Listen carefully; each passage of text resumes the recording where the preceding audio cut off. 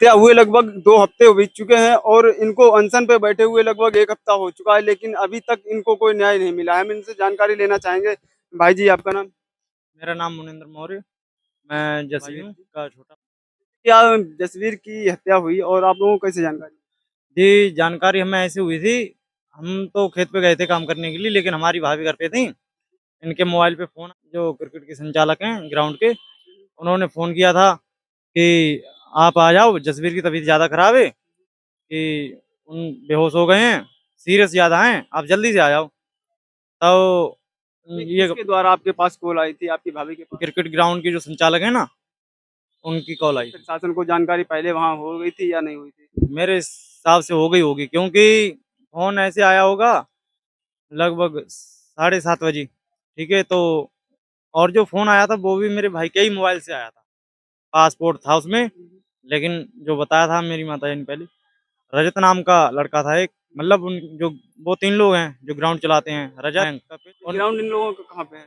ये नोएडा में है। नोएडा में रोजा जलालपुर चौकी पड़ती है, वहीं पर है, थाना बिसरख लगता है। तो वहाँ से फिर जब उसका फ़ोन आया, तो इन्होंने मुझे फ़ोन किया, आगे कह रहे कि बात कराओ हमारी, कह रहे बात नहीं होगी, कह रहे वीडियो कॉल कराओ, कह रहे वीडियो कॉल भी नहीं करा सकते, आप आ जाओ जल्दी से। फिर मैं आया, मैंने अपने भाई के मोबाइल पे फ़ोन लगाया, तो मैंने कहा कौन बोल रहे हैं? तो कह रहे कि मैं रोजा जलालपुर चौकी से दरोगा बोल रहा हूँ। मैंने कहा मेरा भाई कहाँ है जसवीर?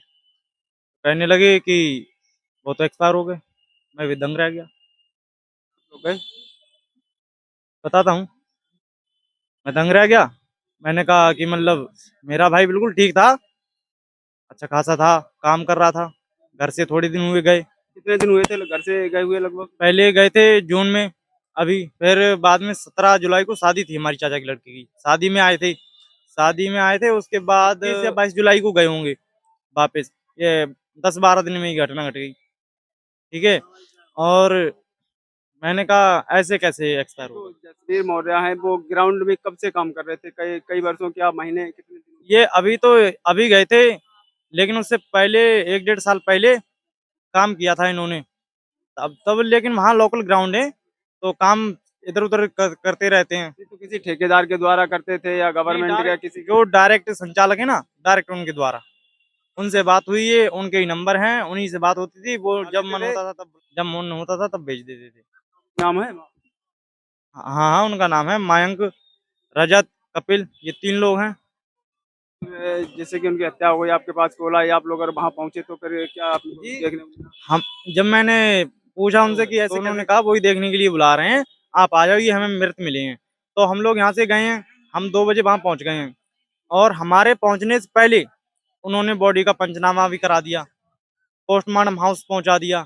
फिर जो है हम पोस्टमार्टम हाउस गए चौकी से, उसके बाद भी लगभग हमें 3-4 घंटा इंतज़ार करना पड़ा। अब पता नहीं पुलिस वाले पहले पहुँचे होंगे या वो लोग, क्योंकि हम तो यहाँ थे। हमें तो ऐसी कोई उम्मीद नहीं थी, क्योंकि किसी से कभी झगड़ा ही नहीं हुआ था। तो फिर हम गए तो 3-4 घंटे बाद उन्होंने बॉडी दिखाई है, उसके बावजूद भी पूरी बॉडी नहीं दिखाई, केवल थोड़ा-सा चेहरा दिखाया और हमने कहा कि इधर-उधर करके देख लें कहीं चोट-वोट के निशान हो। तो वो कहने लगे कि नहीं, हाथ मत लगाना, ना ही आप फ़ोटो ले सकते हो, ना ही बॉडी पूरी दिखाएँगे। आपको क्या लगता है कि उनकी हत्या कैसे की गई, कैसे नहीं?